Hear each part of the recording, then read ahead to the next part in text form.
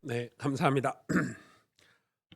오전 예배는 정말 복잡했거든요. 사람도 많았고 또 오늘 세례식도 있었고 유아 세례 또 입교식도 있었고 오늘 특성도 있었고 부활주일이어서 그런데 오후 예배는 이렇게 아무 그런 순서가 없이 차분해서 개인적으로 굉장히 저는 오후 예배를 훨씬 더 이렇게 뭐 선호한다 이러진 않지만 제가 말씀 전하는 입장에서는 참 좋아하는 예배입니다. 그래서 그런데 여러분은 아까 뭐 들어보니까 뭐 엄청 졸리다 뭐 예배가 밥 먹고 나서 좀 힘들다 뭐 이러신 분들이 있더라고요. 네, 뭐 졸리면 주무시면서도 말씀 들을 수 있으니까 좋은 시간이 되었으면 좋겠습니다. 오늘 부활주일인데 오늘 부활의 그런 은혜들이 우리에게 참 넘쳤으면 좋겠습니다. 이사야 30장 18절에서 33절 말씀입니다. 제가 대신 봉독해 드릴게요. 그러나 여호와께서 기다리시나니 이는 너희에게 은혜를 베풀려 하심이요 일어나시리니 이는 너희를 긍휼히 여기려 하심이라. 대저 여호와는 정의의 하나님이시라. 그를 기다리는 자마다 복이 있도다. 시온에 거주하며 예루살렘에 거주하는 백성아, 너는 다시 통곡하지 아니할 것이라. 그가 내 부르짖는 소리로 말미암아 내게 은혜를 베푸시되 그가 들으실 때 내게 응답하시리이다. 주께서 너희에게 환난의 떡과 고생의 물을 주시나 내 스승은 다시 숨기지 아니하시리니 내 눈이 내 스승을 볼 것이며 너희가 오른쪽으로 치우치든지 왼쪽으로 치우치든지 내 뒤에서 말소리가 내 귀에 들려 이르기를 이것이 바른 길이니 너희는 이리로 가라 할 것이며 또 너희가 너희 조각한 우상에 입힌 은과 부어 만든 우상에 올린 금을 더럽게 하여 불결한 물건을 던짐같이 던지며 이르기를 나가라 하리라.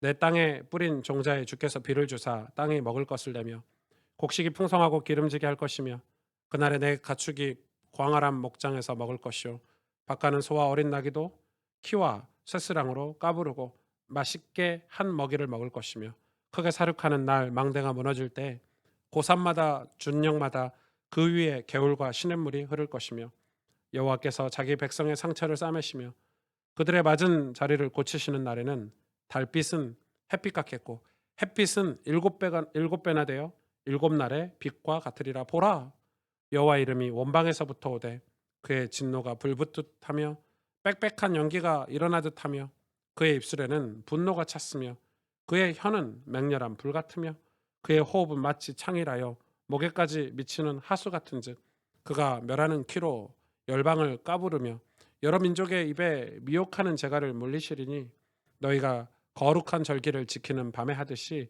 노래할 것이며 피리를 불며 여호와의 산으로 가서 이스라엘의 반석에게로 나아가는 자 같이 마음에 즐거워할 것이라. 여호와께서 그의 장엄한 목소리를 듣게 하시며 혁혁한 진노로 그의 팔에 치심을 보이시되 맹렬한 화염과 폭풍과 폭우와 우박으로 하시리니 여호와의 목소리에 앗수르가 낙담할 것이며 주께서는 막대기로 치실 것이라. 여호와께서 예정하신 몽둥이를 앗수르 위에 더하실 때마다 소고를 치며 수금을 탈 것이며 그는 전쟁 때에 팔을 들어 그들을 치시리라. 대저 도벳은 이미 세워졌고 또 왕을 위하여 예비된 것이라 깊고 넓게 하였고 거기에 불과 많은 나무가 있은즉 여호와의 호흡이 유황 개청 같아서 이를 사르리라. 아멘. 조나단 에드워즈라고 제가 이 학교 다닐 때 이제 이 신학교 다닐 때 되게 많이 읽었던 이 목사님이고 좋아했던 분 중에 하나입니다. 이 미국의 영적 대각성 운동의 어떤 시작이 되신 분이기도 하고 또 그분의 책들이 미국 사람들의 영혼을 진짜 많이 깨운 책들이고 여러분 조나단 에드워드 목사님 책 많이 못 보셨을 거예요. 주로 책들이 다 이렇게 두껍습니다. 이렇게 얇은 책이 한 권도 없어요. 다들 막 이런 이 두꺼운 양장에 막 이렇게 두꺼운 책들이어서 뭐 목사님 책 한 권 읽으려면은 진짜 오래 걸리고 이랬던 기억이 나는데 이 조나단 에드워드는 좀 일찍 이 병으로 일찍 돌아가셨는데 이 미국의 손꼽히는 철학자이기도 합니다. 목사이기도 하지만 그리고 되게 유명한 신학자이기도 하고 그러니까 여러분 뭐 유명한 철학자가 되는 게 공부를 조금 해서 철학자가 될 수 있는 게 아니잖아요. 그리고 신학자이기도 해요. 그러니까 한마디로 얘기하면 이 조나단 에드워드 목사님은 지성인에 가깝죠. 굉장히 지성인에 가깝고 그냥 보통 지성인이 아니라 어떤 굉장히 뛰어난 학식을 가진 그런 지성인이라고 볼 수 있습니다. 이 조나단 이 목사님이 목사가 됐을 때 미국 교회는 엄청 경제적으로 이제 발전하던 시제죠.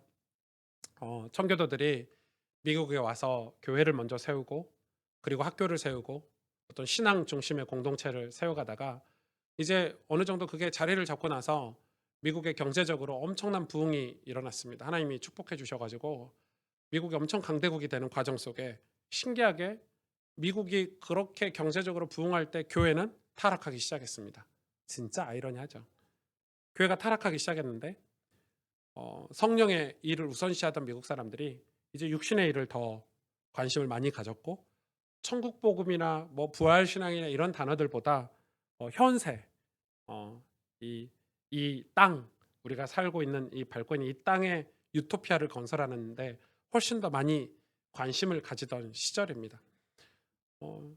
그러니까 엄청난 지성인이었던 이 조나단 에드워드가 목회를 하면서 아무리 이 뛰어난 설교를 하고 아무리 뛰어난 책을 이렇게 남겨도 사람들이 돌아오지 않는 그 현장을 경험하면서 이 조나단 에드워드 목사님이 남긴 저서 중에 하나가 이 영적인 감정에 관한 책이 있습니다. 저는 좀 이해가 안 되더라고요. 엄청난 지성인이기 때문에 원래 지성을 주장하는 사람들, 이 지성주의자들은 감정을 중요하게 생각 안 하거든요. 근데 그 훌륭한 신학자이자 철학자이자 목회자가 이 영적인 감정에 대해서 이야기하는 책을 제가 여러 권 읽었습니다. 그리고 그의 목회를 시작하면서 그런 책들이 모든 책 속에 그런 영적인 감정이라는 단어들이 영적인 감각이라는 단어들이 이제 계속 이렇게 인용이 되는 것을 제가 확인했는데 굉장히 중요한 것 같아요. 무슨 얘기를 하고 있냐면 미국 사회가 엄청난 지성인들이 나오고 이제 안정적으로 공부하고 실력 있는 사람들이 나왔지만 반대로 영적으로는 감정이 메말라 버리고 감각이 무감각해지고 그런 거죠. 조나단 에드워드 목사님 목회를 하다 보니까 사람들이 겉으로는 율법적으로 교회도 잘 다니고 기독교 국가니까 거기는 아예 기독교 국가잖아요. 크리스찬의 모습을 하고 다니는데 감정은 예전 같지 않은 거예요. 예전처럼 주님을 사랑하거나 성령의 일에 관심을 가지거나 예전처럼 소리내서 기도를 하거나 경건한 삶을 추구하거나 이런 게 없어지는 거예요. 그러니까 감정이 완전히 메말라 버린 그 현장을 보면서 그런 책들을 이제 써내는 거죠. 여러분, 인간의 감정은 정말 중요합니다. 감정이라는 거 엄청 중요하죠. 여러분, 이 감정이라는 게 이 어떤 것으로 인해서 이 감정이 자극이 돼야 내가 반응이라는 걸 하거든요. 사랑하는 마음이 내 감정을 자극을 하면 어떻게 되죠? 사랑하는 마음이 내가 누군가를 좋아하고 사랑하는 마음이 생기면 그 사람에 대해서 감정이 생기면 어떻게 돼요? 내가 반응이라는 걸 하죠. 연애할 때 다 경험해 보셨잖아요. 안 쓰던 편지도 쓰고 뭐 좋은 거 있으면 뭐 사주고 싶고 그 감정 식어버리면 편지도 안 쓰지만은 아무튼 그러는 거예요. 감정이라는 게 그리 중요해요. 예를 들어서 뭐 소망이라든지 경외함, 경외심 이런 감정들이 우리 안에 있으면 그것들이 좋은 선한 영향을 우리 이 몸을 일깨워서 우리 마음을 움직여서 우리가 반응을 하게 되는 거죠. 진짜 중요하죠. 반대로 나쁜 어떤 뭐 증오심이나 미움이나 어떤 그런 감정들이 부정적인 감정들이 우리에게 영향을 끼치면 그거에도 반응을 하는 게 감정이라는 거예요. 우리 뭐 이런 거 있잖아요. 감정 상해가지고 쳐다도 보기 싫고 이 감정이 그렇게 중요하다는 거예요. 그런데 신앙에서도 똑같아요.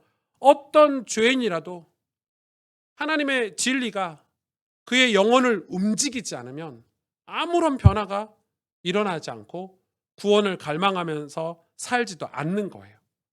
그러니까 영적으로 감각을 깨우지 않으면 아무리 좋은 진리를 우리가 막 복음을 전하고 메시지를 막 달달달 해도 그 사람의 감정이 움직이지 않으면 그 사람의 마음이 움직이지 않으면 진리는 그 사람에게 아무런 효력이 없는 거예요. 그걸 조나단 에드워드 목사님이 안 거예요.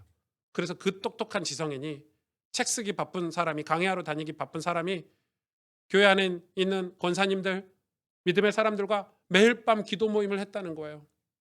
그의 저서의 일대기에 보니까 그 바쁜 사람이 매일 밤 모여서 왜 기도를 했겠어요?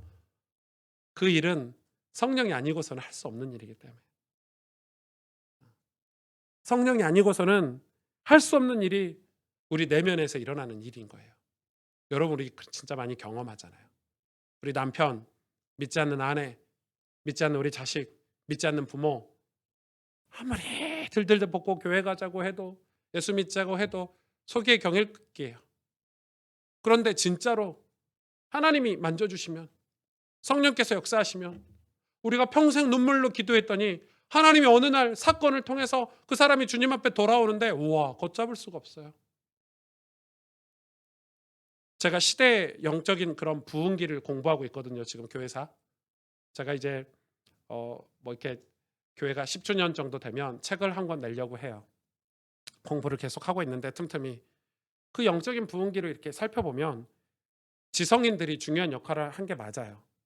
하나님이 이 진리에 관해서 많은 신학자들이나 많은 지성인들을 사용했어요. 그러나 실제 성령의 역사, 실제 죄를 이기고 거룩한 어떤 부흥들이 일어났던 것은 교회 권사님들, 힘없고 무능하고 배고프고 그래서 하나님밖에 나의 주님이 없습니다라고 의지하던 사람들, 청년들, 아무 배경 없는 청년들, 그 사람들이 은혜를 사모해서 모여서 기도하던 그 그룹들로 인해서 그 그룹들의 성령이 임하시고 그 성령으로 인해서 하나님 은혜가 가슴으로, 감정으로 전달이 돼서 하나님을 사랑하게 되고 그 사랑이 삶을 움직여서 변화시키고 그 변화된 삶이 주께 헌신하게 됐는데 그 헌신이 부흥을 이끌어냈다는 거예요. 뜨거웠던 시절에 여러분, 메시지가 전략적이지 않아도 성령께서는 우리를 그 전략 이상의 전략으로 복음의 역사를 이루셨어요. 무식한 사람들이 기도하는 것 같지만 성령이 임하시니까 그런 지혜가 어디서 나올까? 그런 역사가 어디서 나올까 할 정도로 전략 이상의 전략으로 복음의 역사를 이루셨고요. 진짜 질서가 없어 보였는데 성령이 임하시니까 그 말씀을 사모하고 주님을 사모하고 하나님을 사모하는 그 사모함이 우리 삶에 엄청난 질서를 회복시켜줬어요.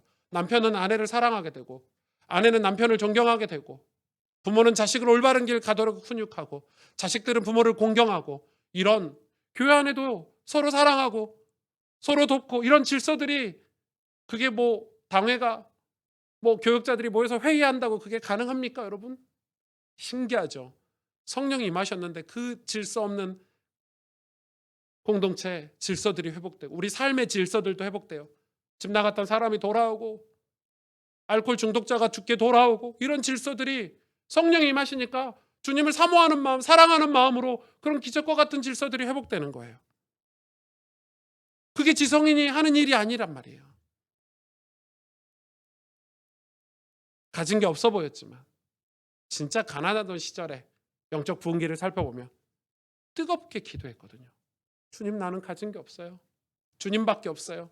그러면서 뜨겁게 영혼을 품는 기도, 세계를 품는 기도를 했는데 하나님은 그 시절에 그 부흥기에 세상의 그 어떤 것보다 크신 하나님이고 능력의 하나님이셨어요. 성교의 문들, 전도의 문들이 사실은 그 영적 부흥기 때 다 열렸어요. 신기하죠?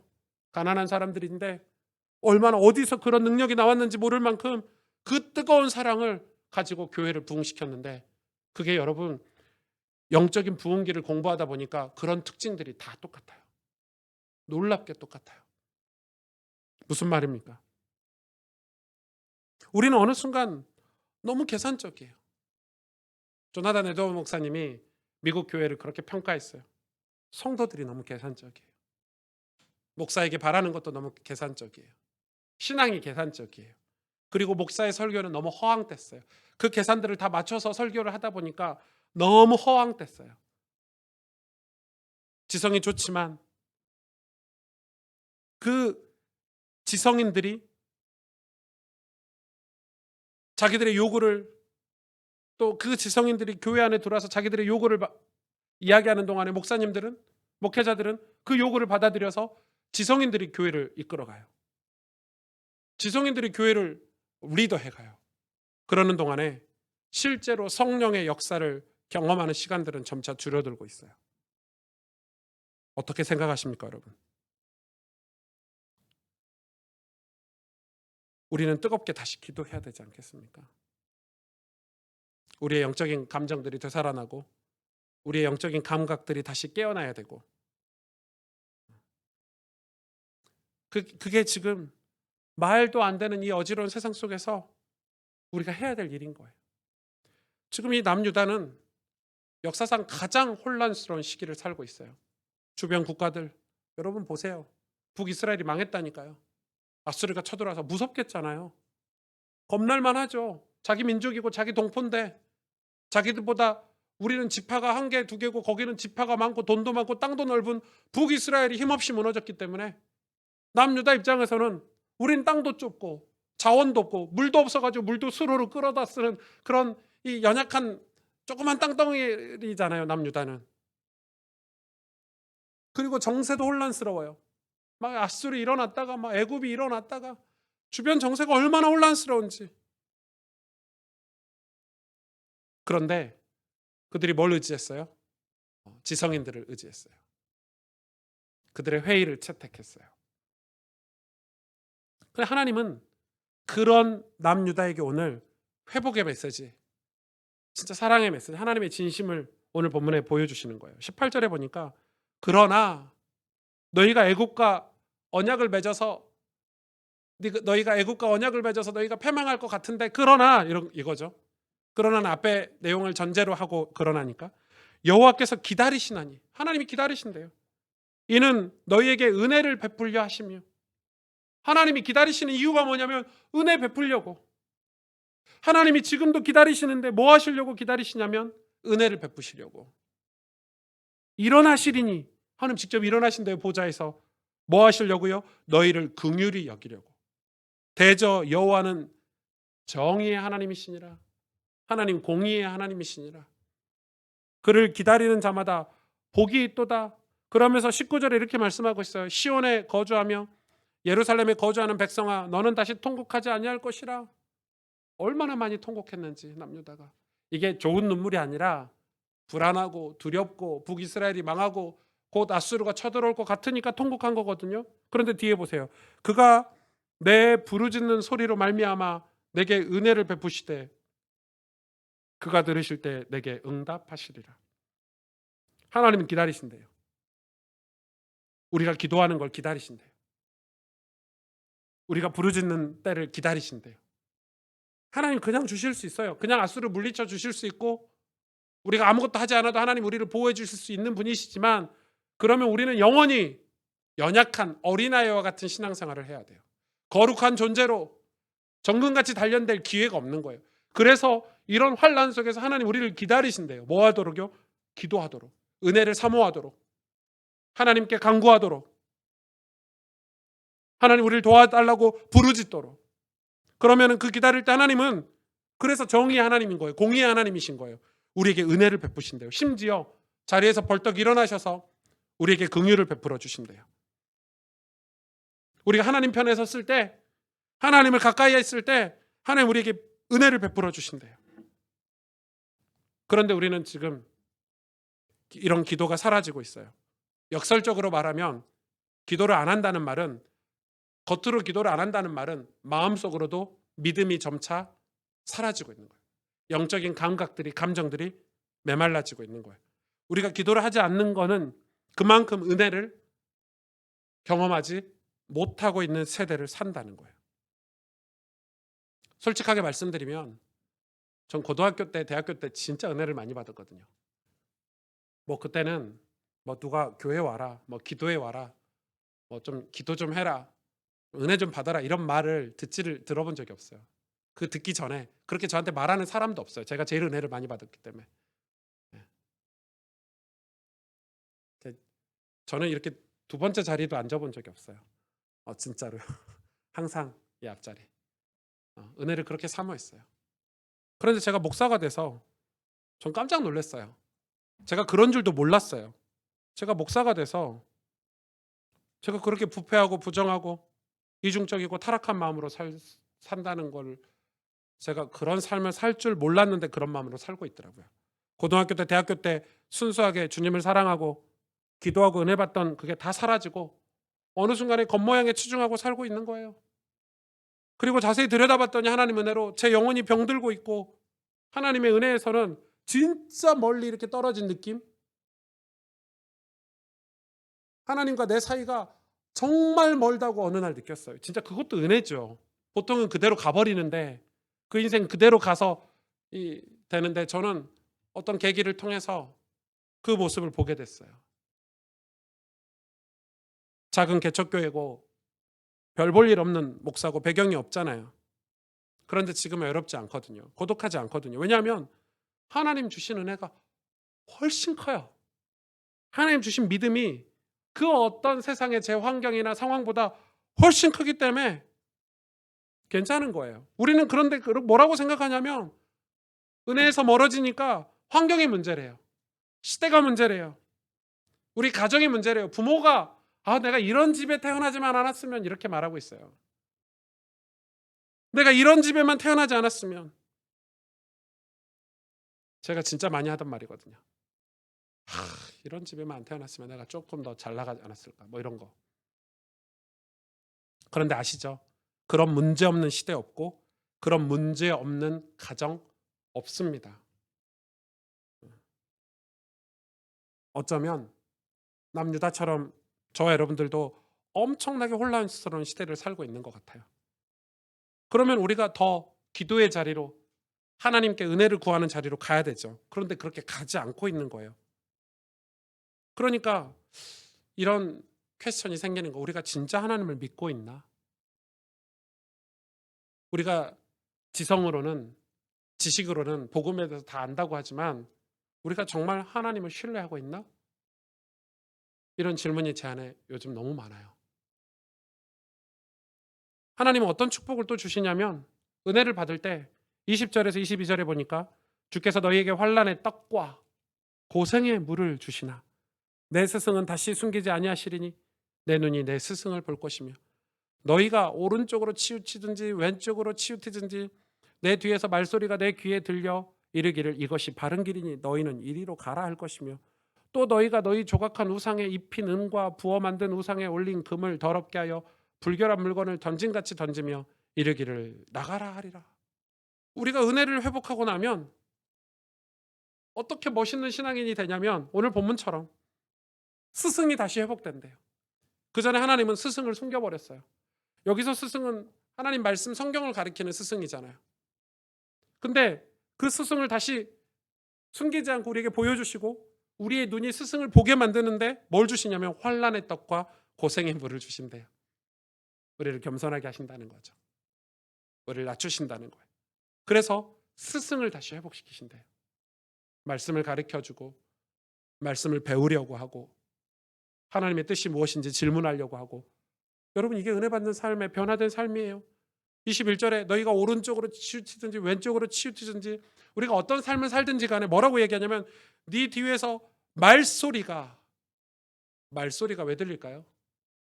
많은 주석에 조금 차이가 있지만 주의 사자가 하나님께서 이르기를 내 귀에 이르기를 이것이 바른 길이니 등 뒤에서 우리가 가는 길을 안내해주고 조종해 주시겠다는 거예요. 이것이 바른 길이니 너희는 이리로 가라 할 것이요.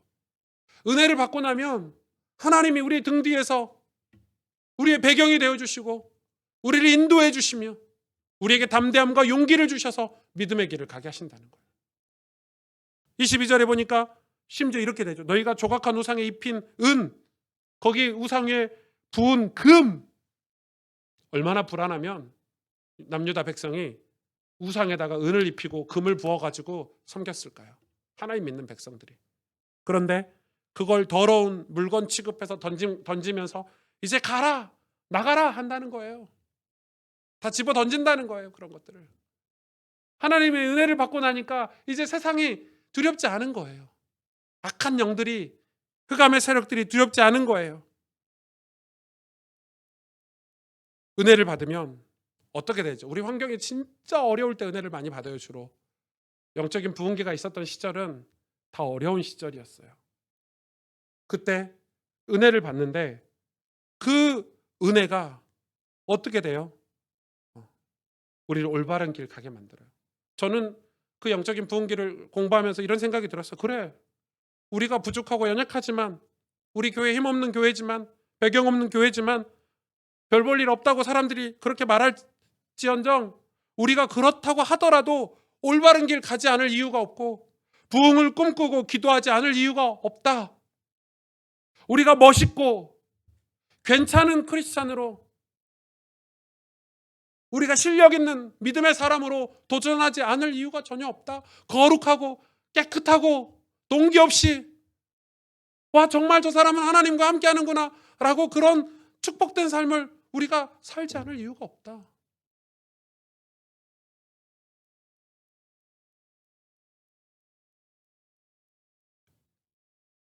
정말 멋있고 아름다운 신앙생활, 지금 그런 신앙이 필요한 때입니다. 이 조나단 에드워드 목사님이 자기가 이제 첫 교회로 부임을 했던 지역이 노 샘프턴, 매사추세츠, 발음하기도 어렵네. 그 주에 있는 노 샘프턴이라는 지역에 이제 교회를 맡아서 이렇게 목회를 하러 갔어요. 갔는데 난리가 아닌 거예요. 자기가 볼 때 교회가 완전 부패했어. 성도들이 하나님 말씀으로 바른 길 가려고 하지 않고, 다 육신의 일을 도모하고 성령의 일을 도모하지 않고, 지역에는 막 사람들이 너무 타락했어. 너무 범죄도 많고. 그래서 에드워드 목사님이 그 교회에서 뭘 얘기했냐면 회개 메시지를 전했어요. 우리 회개해야 된다. 그리고 뭐 얘기했습니까? 우리가 바른 신앙생활을 해야 된다. 제대로 된 신앙생활을 해야 된다. 그리고 세례와 성찬식도 진정한 크리스찬, 진정한 신자들에게만 세례와 성찬식을 참여하도록 했어요. 왜냐하면 그 당시 미국은 기독교 국가니까 다 교회를 안 나와도 신앙생활 안 해도 다 성찬식, 세례식 때는 왔었던 모양이에요. 그래서 신앙생활을 철저하게 점검하고 거기서 회개를 얘기했는데, 와, 놀라운 거는 그 노 샘프턴 지역의 마을 사람들, 교회 사람들이 조나단 에드워드 목사님을 쫓아냈습니다. 그 훌륭한 목사님을, 역사상 가장 뛰어난 목회자 중에 한 사람인데, 그 지역에서는 그게 불명예죠. 그 지역이 불명예죠. 쫓아냈다니까요. 목회를 못했어요. 교회가 회의해가지고요, 목사를 쫓아내버렸고 자기들의 입맛에 맞는 목회자를 불러왔어요. 다시.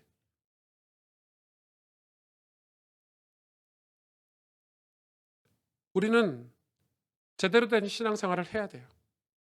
우리가 회복할 것은 지성이 아니라 은혜예요. 우리가 회복할 것은 성령께서 우리 안에 오셔서 더러운 죄악들을 불태우시는 거예요. 하나님은 그런 우리 이스라엘 백성에게 어떤 은혜를 주십니까? 23절부터 내가 땅에 뿌린 종자에게 주께서 비를 주사 땅이 먹을 것을 내며 곡식이 풍성하고 기름지게 할 것이며 그날에 내 가축이 광활한 목장에서 먹을 것이요 밭가는 소와 어린 나귀도 키와 새스랑으로 까부르고 맛있게 한 먹이를 먹을 것이며 크게 사륙하는 날 망대가 무너질 때 고산마다 준령마다 그 위에 개울과 시냇물이 흐를 것이며 여호와께서 자기 백성의 상처를 싸매시며 그들의 맞은 자리를 고치시는 날에는 달빛도 햇빛 같겠고 햇빛은 7배가 되어 7날의 빛과 같으리라. 무슨 말이에요? 하나님 자기 백성을 보호하시겠다는 거죠. 하나님 자기 백성을, 은혜를 받는 백성, 은혜를 사모해서 자기를 의지하는 당신의 백성을 하나님이 그냥 두시지 않고 이 땅에 증거거리 삼으시겠다는 거예요. 그들의 상처, 조롱당하고 그 믿음을 지키면서 핍박을 당하고 이런 상처 다 싸매주시고 우리의 맞은 자리, 맞긴 맞았죠. 맞은 자리를 고쳐주시겠대요. 달빛은 햇빛 같게 만들어주겠대요. 햇빛은 7배나 완전한 빛으로 우리를 비춰주시겠대요. 심지어 이 이스라엘, 이 남유다를 공격하는 이 아수르에 대해서는 뭐라고 얘기하십니까? 하나님이 그들을 진노하겠다. 그들 위에 몽둥이를 두겠다. 너희가 은혜만 구하면, 너희가 나만 바라보면 아수르는 내가 몽둥이를 그 위에 둬서. 우리는 세상을 너무 두려워하잖아요. 근데 두려워할 만해요.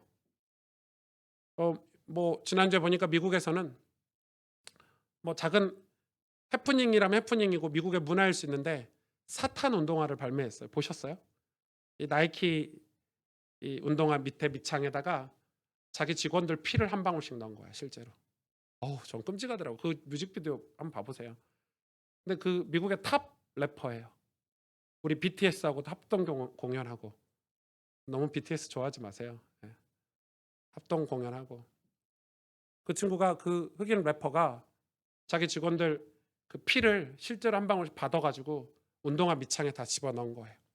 그리고 그 운동화 이름을 사탄 운동화다. 그리고 성경 구절도 적어놨어요. 누가복음 10장 18절인가요? 예. 하늘에서 사탄이 떨어지는도다. 예수님이 하신 말씀 적어놨어요. 그리고 그걸 몇 컬레 팔았게요?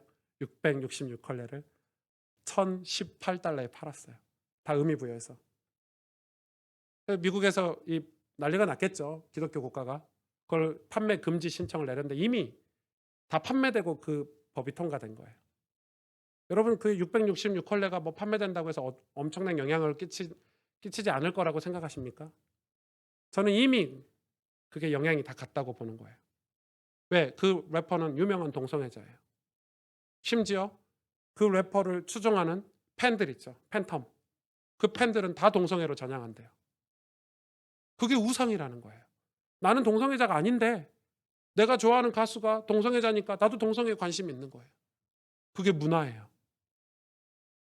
여러분 여기 강남 저는 몰랐는데 이 강남을 지나다니면서 밤에 지나다니면서 보니까 저는 깜짝 놀랐어요. 여기 선능역인가요?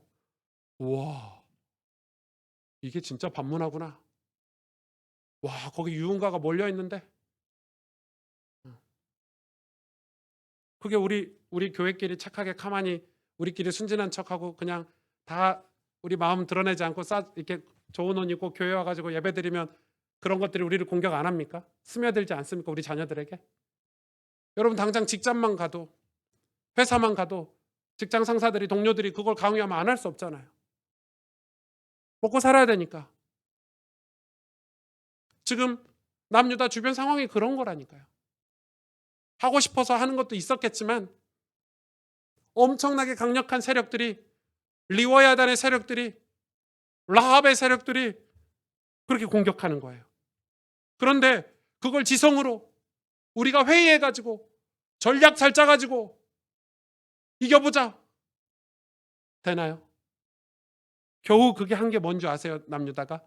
애굽하고 동맹 맺자예요. 지성인들이 모여가지고 겨우 내놓은 전략이 야 그래도 아수르하고 비슷한 힘을 가진 애굽하고 동맹 한번 맺어보자가 겨우 그 정도예요. 근데 하나님은 그게 아니셨어요. 너희가 은혜를 구하면 너희가 정말 나를 찾으면 내가 너희를 보호하고 너희의 상처를 싸매주고 너희 맞은 곳을 치료해주고 그리고 저 아수르에 내가 몽둥이를 올려놓고 그들을 치리라 이렇게 말씀하셨어요. 여러분 이런 신앙이 굉장히 논리적이고 합리적이어야 되는 게 맞아요. 저는 그런 신앙을 좋아해요. 지성인이기 때문에 저도 지성인이라고 생각하고 목회하고 있기 때문에 책도 많이 보고 공부도 많이 해요. 그러나 신앙은 그 지성을 초월해서 신비적인 거예요. 하나님의 역사는 여러분 그래서 믿지 않는 그렇게 평생 믿지 않던 남편이 그 안에 눈물의 기도로 어느 날 돌아오는데 와 그건 기적 같은 일이 벌어지잖아요. 저 사람 아무리 복음 얘기하고 뭐 좋은 책을 갖다 주고 좀 삶이 변화되라고 막 이것저것 다 내밀어도 끔찍도 안 하는 사람이 어떤 사건을 통해서 회개의 영이 성령이 그 안에 들어가니까 와 사람이 순식간에 변화되는 거. 여러분 우린 역사적으로 많이 보고 있잖아요. 그게 부흥이 아니고 무엇이 부흥입니까 여러분? 그런데 남유다는 이런 하나님의 은혜를 지금 이렇게 이야기하는데도 불구하고 그들은 그런 하나님의 말씀을 외면했어요. 상처를 싸매주겠다고 했는데 그 상처를 싸매주겠다고 한 것도 기분 나빠하셨어요. 왜? 이 남유다는 그 상처를 오픈하지 않았어요. 하나님께. 왜? 기분 나쁘거든요.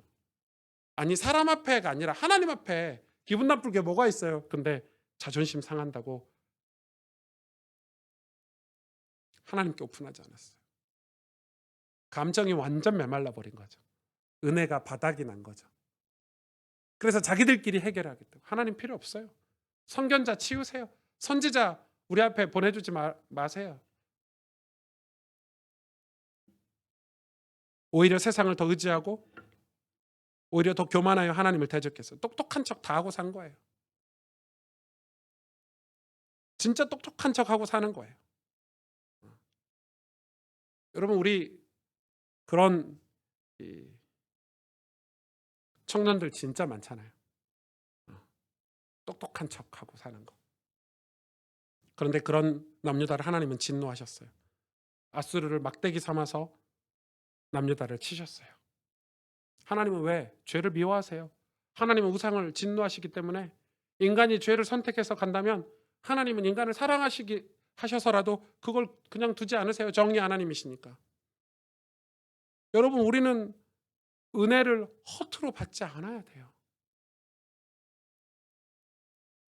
오늘 본문에 은혜를 고린도후서 6장 1절에 은혜를 헛되이 받지 말라고 했는데 다른 성경에 쉬운 성경에 은혜를 허투루 받지 말라 이렇게 말하고 있어요. 저는 오늘 이거 여러분한테 잘 이런 거 안 시키는데 같이 고백했으면 좋겠어요. 주님, 은혜를 허투루 받지 않겠습니다. 한번 고백해 보세요. 주님, 은혜를 허투루 받지 않겠습니다. 예, 이게 우리가 부활주일에 고백해야 할 우리 아름다운 고백이에요. 우리의 영적인 감각을 다시 깨워야 돼요. 그런데 어떻게 깨웁니까? 지성인답게 책을 읽고 도도하게? 아니요. 성경은 이야기하고 있어요. 기도하라는 거예요. 부르짖으라는 거예요. 하나님을 찾으라는 거예요. 간절히. 얼마 전에 자기 자녀 문제로 상담하러 저희 교회 오셨어요. 어떤 분이. 자녀가 너무 방황한대요. 교회를 안 나오는 정도가 아니라 너무 방황하고 대화를 할 수 없을 정도로 마음을 꽉 닫아버렸대요. 그러면 자녀에 관해서 이런저런 얘기를 거의 1시간 가까이 저한테 푸셨어요. 이런 문제가 있고 저런 문제가 있고 우리 자녀가 이런 문제가 있고 세상이 이렇고 교육 제도가 이렇고 교회도 우리 자녀를 잘 케어해주지 못하고 이런 얘기를 1시간 가까이 하셨어요. 제가 다 듣고 제가 첫 번째 나온 질문이 권사님, 장로님 부부신데 두 분은 어떻게 자녀를 위해서 기도하고 계세요? 그럼 이렇게 물어봤어요. 바빠서 기도를 못한대요. 장로님도 사업이 바쁘고 권사님도 무슨 일을 하시는지 바쁘대요. 그 권사님이 하시는 얘기예요. 기도해야 되는데 너무 바빠서 진짜 기도할 시간이 없네요. 이래요. 예. 그럼 돌아가시면 되겠네요. 저는 해답을 다 드렸습니다. 아직 자녀에 대해서 갈급함이 없는 거죠. 다른 방법으로 자녀를 해결해 줄 수 있을 거라고 생각하시는 거죠. 어떻게 해야 되죠? 기도해야 되죠. 그런데 지금 우리는 그런 시대를 사는 거예요. 영적으로 엄청 게으른 시대를 살고 있는 거예요. 세상적으로는 그 장로님 되게 성공한 분이시거든요. 되게 유명한 분이에요. 세상적으로도. 저는 저를 왜 찾아왔는지 모르겠는데 찾아오셨어요. 너무 바쁘게 성공적이게 살아가요.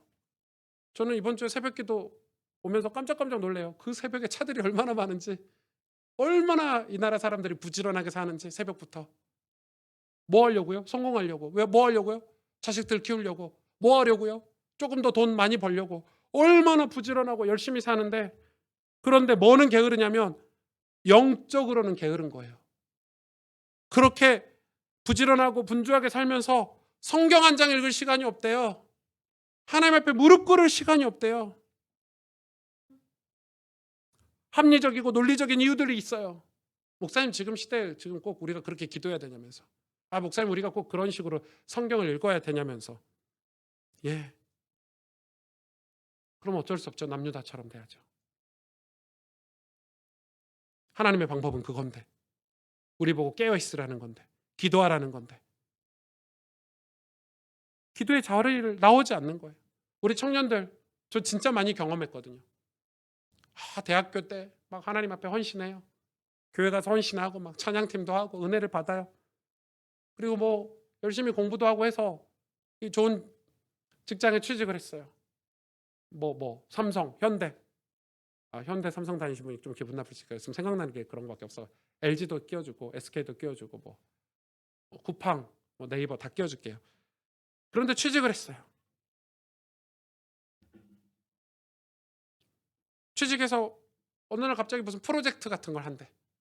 그래서 그렇게 잘 나오던 예배, 그렇게 잘 나오던 기도의 자리에 어느 날 안 나와. 못 나오죠. 프로젝트를 하니까. 바쁘니까. 예, 그래요. 괜찮아요. 그러다가 나중에 어떻게 되냐면 프로젝트 끝나면 나와야 되잖아요. 프로젝트 끝나도 안 나와. 왜냐면 교회 친구들하고 잘 신앙생활 하던 친구들이 갑자기 회사에서 지성인들하고 어울리고 성공하는 사람들과 경쟁하는 사람들과 어울리다 보니까 그들과 계속 어울려야 될 것 같은 마음이 들고 생각이 드는 거지. 그리고 그런 사람들과 어울리다 보니까 예배 드릴 이유가 없는 거예요. 기도해도 안 오는 거예요. 영적인 감각이 무뎌지고 기도하지도 안 하고 그래도 잘 돼. 왜? 그 회사 시스템 자체가 잘 되게 해주잖아요. 그리고 엄청난 노력을 해야 돼. 그 안에서는. 알아요. 그래야 자리를 잡고 도태되지 않고 갈 수 있으니까. 그런데 뭐라고 얘기하냐 어느 순간부터 교회가 굉장히 창피하다는 거예요. 어쩌다가 교회 나왔는데 교회에서 전도사님들이나 다른 청년들이 의자 나르고 청소하는데 멀리 지켜보고 같이 하지 않아. 옛날에는 열심히 했던 친구가 왜요? 나는 좋은 회사 다니는데 내가 빗자루질 이런 식인 거예요. 창피한 일처럼 보여지는가 봐요. 찬양팀하고 반주하고 교회에서 봉사하고 이런 게 엄청 부끄럽게 느껴지나 봐. 금요일 날 와서 옛날에는 뜨겁게 기도하던 친구가 이제는 눈 멀뚱멀뚱 뜨고 설교 끝나기도 전에 나가버려요. 지성인이라 이거지. 성공한 뭐 대기업 회사 사원이라 이거지. 세상은 깨끗하거든요. 대기업은 깨끗하거든요. 교회는 좀 후질구리 하잖아요. 사람들이. 교회가 이상하다고 느끼는 거예요. 그러면서 이제 뭐라고 하냐. 교회가 뒤처졌다는 거예요. 교회가 어쩌고 저쩌고. 세상 사람들이 더 유능해 보이고 똑똑해 보이니까 교회 친구들은 왠지 뒤처져 보이고 별 볼 일 없어 보이고.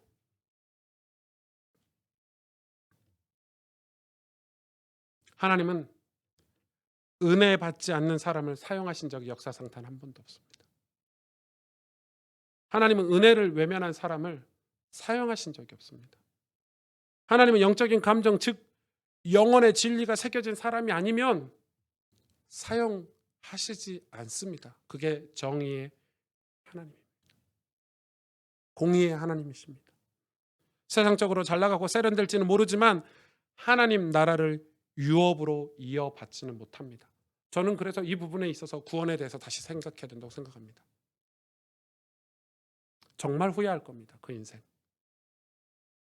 자기는 천국에 입성할 줄 알았는데 죽고 나서 심판대 앞에 서 있다는 사실에 놀라울 수도 있습니다.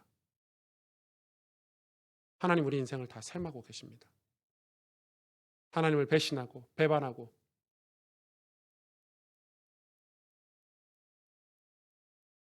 오늘 고린도후서 6장을 여러분하고 나누고 마치려고 합니다. 6장 1절에 이렇게 기록하고 있습니다. 우리가 하나님과 함께 일하는 자로서 너희를 권하노니 하나님의 은혜를 헛되이 받지 말라. 이르시되 내가 은혜 베풀 때 너에게 듣고 구원의 날에 너를 도왔다 하셨으니 보라 지금 은혜 받을 만한 때요 보라 지금은 구원의 날이로다. 우리가 이 직분이 비방을 받지 않게 하려고 무엇이든지 아무에게도 거리끼지 않고 모든 일에 오직 모든 일에 하나님의 일꾼으로 뭐 있다고요? 스스로 자천하여 많이 견디는 것과 환난과 궁핍과 고난과 매맞음과 갇힘과 난동과 수고로움과 자지 못함과 먹지 못함 가운데서도 이걸 자천했다는 거예요. 그러나 이것만 있는 게 아니에요. 6절에 보니까 그 속에서 어떤 사람으로 어떤 멋있는 크리스찬이 되냐면 깨끗함과 지식과 오래 참음과 자비함과 성령의 감화와 거짓이 없는 사랑과 진리의 말씀과 하나님의 능력으로 의의 무기를 삼고 뭐라고 얘기합니까? 9절에 무명한 자 같으나 유명한 자요 죽은 자 같으나 보라 우리가 살아있고 징계받은 자 같으나 죽임을 당하지 아니하고 10절에 근심하는 자 같으나 항상 기뻐하고 가난한 자 같으나 많은 사람을 부유하게 하고 아무것도 없는 자 같으나 모든 것을 가진 자로다. 아멘. 내 감정에 내 마음에 하나님 은혜가 채워지니까 세상 다 가진 것 같더라고요. 그게 하나님이 그런 은혜 받은 사람들을 통해서 뭐 합니까? 근데 그런 사람들이 하나님의 일꾼이라고 자천한대요. 자천. 자기 스스로 나는 하나님의 일꾼이야. 난 하나님의 일꾼이야. 자천한대요. 예, 그래야 돼요. 은혜로 감동이 되면 내가 하나님의 일꾼으로 살아야지라고 고백하게 돼요. 은혜로 내 마음이 감동이 되고 내 감정이, 영적인 감정이 살아나면 내가 더 이상 이런 세상 속에서 세상과 흐름 속에 같이 가지 않고 깨끗함과 지식과 오래 참음과 자비함과 성령의 감화와 거짓이 없는 사랑과 진리의 말씀, 하나님의 능력으로 의의 무기를 삼고 살게 되는 거예요. 그 길로 가게 되는 거예요. 그 길로 가면 사람들이 볼 때는 근심하는 삶 같고 가난한 삶 같고 그렇지만 아니잖아요. 근심하는 자 같은 항상 기쁨이 우리 마음속에 있고 가난한 것 같으나 항상 부유하고 부유케하고 다른 사람들을 없는 것 같은데 모든 걸 가진 자래요. 그게 하나님의 일꾼들, 부흥을 이뤘던 사람들의 축복이지 않았을까요? 교회는 다시 부흥해야 돼요. 우리는 하나님 앞에 다시 부흥을 강구해야 돼요. 조나단 에드워즈는 그 목회를 접고 이제 신학 교수로 갔는데 1년 만에 돌아가셨어요. 병으로. 50 몇 세 때 돌아가셨더라. 진짜 빨리 이렇게 돌아가셨는데 사실 조나단 에드워즈 목사님 자기가 그렇게 꿈꾸던 부흥, 영적인 각성, 미국에 하나님의 나라가 임하는 것을 보지 못하고 죽었어요. 근데 왜 조나단 에드워즈를 영적 대각성 운동의 가장 중요한 인물로 보냐면 그가 평생 썼던 책들이 그의 후대들이 그 책을 보고 후배 목사들이 그 책을 읽고 영적인 감정이 살아난 거예요. 감동이 된 거예요. 깨달은 거예요. 하나님이 역사하셨죠. 그의 모든 저서들로 인해서 그 후대들의 영적인 대각성 운동이 일어났어요. 우리가 우리 때 하나님의 영광을 보지 못할 수도 있어요. 그러나 저는 진짜로 저희 자녀들 때, 저희 후손들 때 정말 하나님 앞에서 이런 영적인 일들이, 부흥들이 일어나는 일에 주인공이 됐으면 좋겠고 우리 자녀들이 성령의 감화가 있기를 원하고 거짓 없는 사랑으로 서로 사랑하기를 원하고 가정들이 회복되기를 원하고 우리 안에 말로 닿을 수 없는 기쁨으로 감사함으로 우리의 눈은 천국을 바라보지만 우리의 삶은 이 세상 속에서 주의 복음을 전하며 기쁜 마음으로 하나님의 일꾼으로 살기를 원해요. 우리 자녀들이. 그러기 위해서 우리가 할 수 있는 일은 은혜를 허투루 받지 않는 거예요. 최선을 다해서 우리는 수고해야 돼요. 은혜 받는 일에. 여러분 다시 기도가 우리 소리내서 기도하는 것도 다 잊어버렸잖아요. 금요일 밤에 통성으로 기도합시다. 우리 전사님이 막 뜨겁게 기도합시다 해도 기도가 나오질 않아요. 그만큼 몰라 마음속으로는 얼마나 뜨겁게 기도하시는지 모르겠지만 진짜 간절함이 다 사라져 버렸어요. 남들이 들을까 봐요.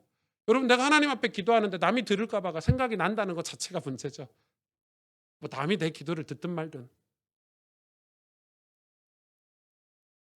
그러니 우리 안에 이 은혜가 우리 마음에 우리 감정을 움직여서 반응하는 삶을 살아야 되는데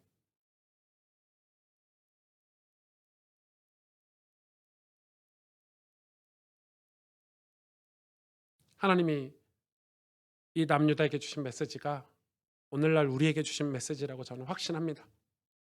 여러분 정말 우리가 지성인으로 살지 말라는 말이 아니에요.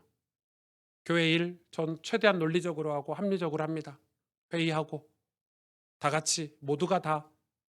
그러나 진짜 교회 본질은 기도에 있어요. 성령의 역사에 있어요.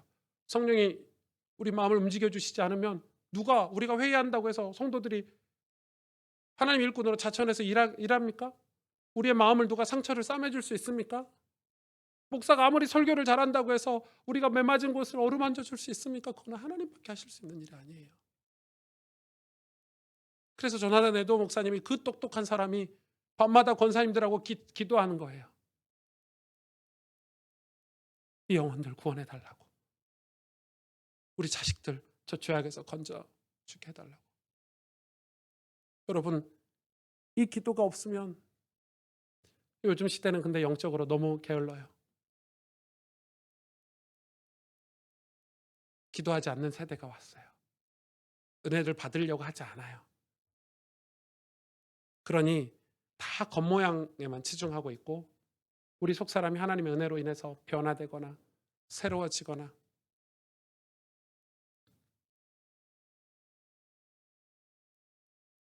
우리는 어느 순간 이 남유다 사람들처럼 뛰어난 지성인이 되어서 경배하고 찬양하고 말씀 듣고 배우고 예배하고 기도해서 성령이 내 영적인 감각을 깨우고 내 영혼에 은혜를 부어주시는 걸 별 볼 일 없는 거라고 생각하는 거.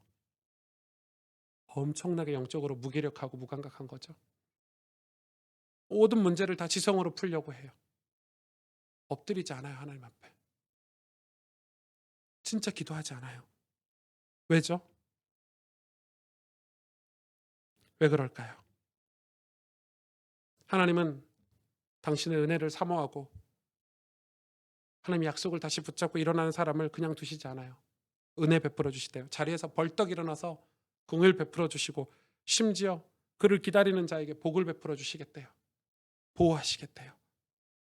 오늘 우리가 이 예수 그리스도, 부활하신 예수 그리스도의 부활신앙을 가지고 다시 뜨겁게 주님을 사랑하고 다시 은혜를 사모하고 흠모하는 자리로, 우리가 그 수고로운 자리로, 되게 수고로운 거예요. 그거는 뭐든지 게으름을 부지런하게 바꾸는 건 힘든 일이에요. 우리 영적인 것도 똑같아요. 그 수고로운 자리로, 그래서 다시 주님을 뜨겁게 사랑하는, 그래서 우리 교회가 정말 영적인 부흥에 쓰임받고 작은 일이지만 한 일익을 담당하는 그런 교회와 성도님들이 됐으면 좋겠습니다. 같이 기도하겠습니다.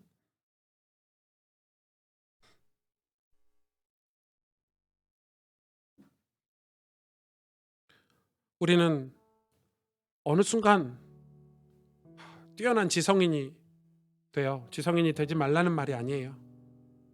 그런데 지성인이 되어서 중요한 거는 성령의 역사라면 기도하고 은혜 받는 거, 내 영적인 감각이 깨워지고 죄에서 벗어나려고 애쓰고 회개하고 내 영혼에 부어주시는 은혜들을 별 볼 일 아니라고 생각하는 어떤 그런 문화가, 풍토가 우리 교회 안에 생긴 것 같아요.